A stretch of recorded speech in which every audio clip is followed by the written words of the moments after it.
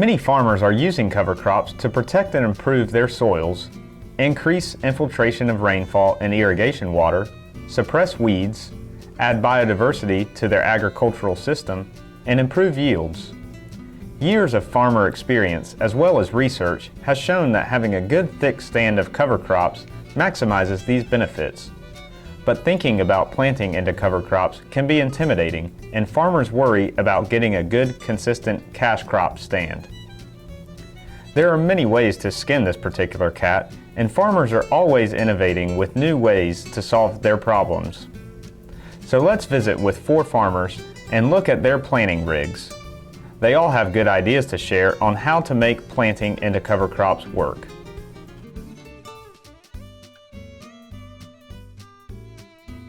Well, this is bought in the 70s, because I tried strip tillage in the 70s, and it worked pretty good on corn, but we didn't have the herbicides nor the equipment then for cotton and peanuts.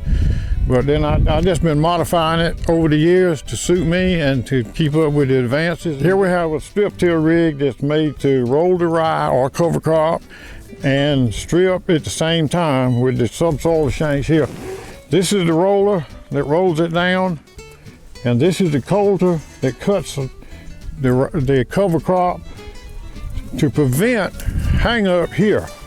If you don't cut it with a coulter, it hangs up real bad right around here. This is plastic, this is plastic. This is to eliminate wear on the shank. This is to eliminate soil sticking to the front, because this is plastic and there's wet soil shed off of it. And it won't, if it were just metal like it was originally when I bought it, you'd have to stop every now and then and clean the soil off of here that would stick to it. And then, of course, the press wheels are right behind to seal the furrow back together. And so when the planter comes along, you'll have a good, nice seed bed. I used to have discs here, but discs do too much disturbance of the soil. So I prefer the press wheels to press the slot back together that the subsoiler has made. And notice I've used starter fertilizer on corn, and right here is a hole that's drilled through this tube, and the end of the tube is sealed off so the fertilizer comes out each side instead of going all the way to the bottom.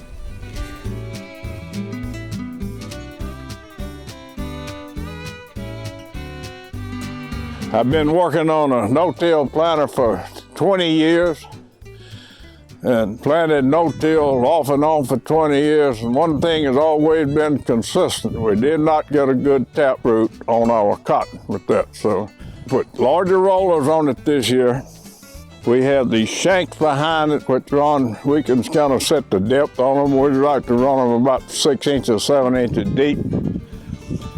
So on this side we have shanks that are 1/2 inch wide. The other side we have 2 that are 1/4 inch wide. In the center we have no shanks. In April I'm going to plant some cotton and see if one of them has better taproot than the other one. That's what we'll have to go with. So we have these are trash removers, and they've been around a long time, and we run those. They do not touch the ground. We just use them to remove the trash off. We have narrow gauge wheel, the 2 inches. And the reason we run those is the trash removers will move the trash out past it and prevent the planter from going up and down and give us a more uniform depth of planting. 20 years ago, we were running these V wheels, and they work very good except in hard ground. And I do have some eroded red clay land and just didn't get seed to soil contact. So then we ran one year with just these closing wheels, these spike closing wheels, and it would break up that hard ground pretty good, but we didn't get good seed to soil contact. So we put the two together, put the V behind this, and we ran it last year and really liked it. It did a super job for us and gave us even depth of planting and got a good stand behind it. It worked really good for us. So the other thing about it, it gives us minimum soil disturbance. And The least you can disturb that soil, the more organic matter you're going to have in that soil. And quicker you're going to be able to build your soil health. And I think that's what we're all looking for.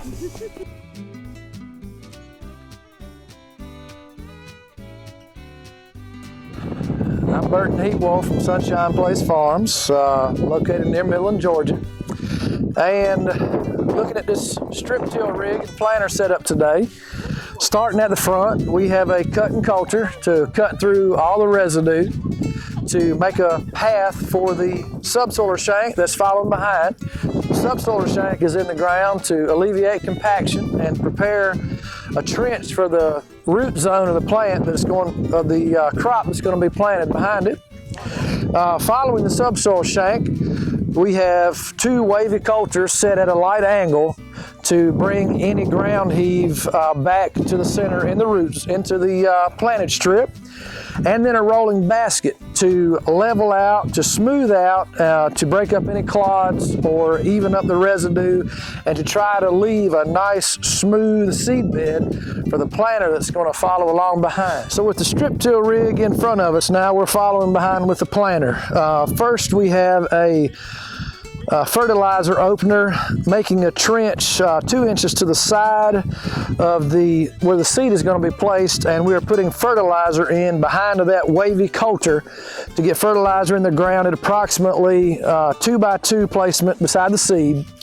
Then we have our double disc opener, opening the trench for the seed, followed by a spike wheel and a rubber tire closing wheel that is closing the seed trench. You may ask why one rubber tire and one spike wheel.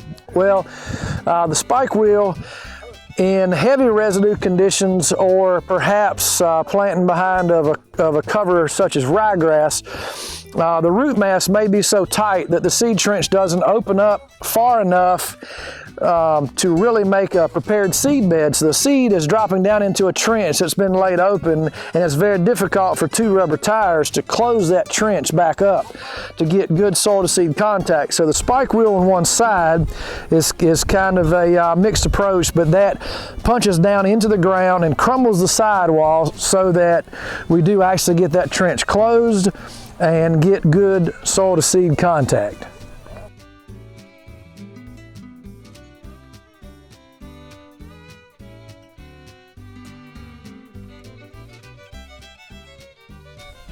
All right, on the front, we've got a KMC cover crop roller with coulters right in front of our openers.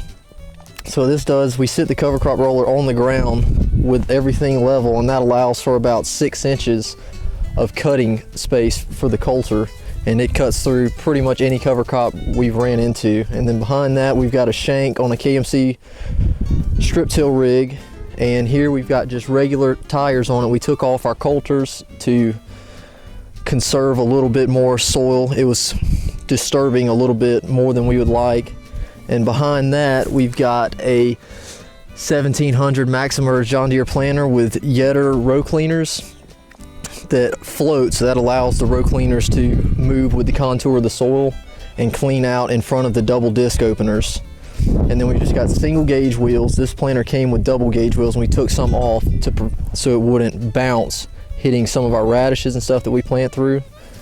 And behind there, we've got Copperhead Ag closing wheels, followed by drag chains. And those Copperhead Ag wheels, they till up the soil a little bit and compact it. It doesn't over compact, and it provides a little bit of loose soil on top to get better seed to soil contact. And behind it with the drag chains, it just levels off that mound it can create in some heavier soils and drier soils. When you get into some adverse soil conditions, it just kind of knocks down and keeps everything level for an even corn emergence.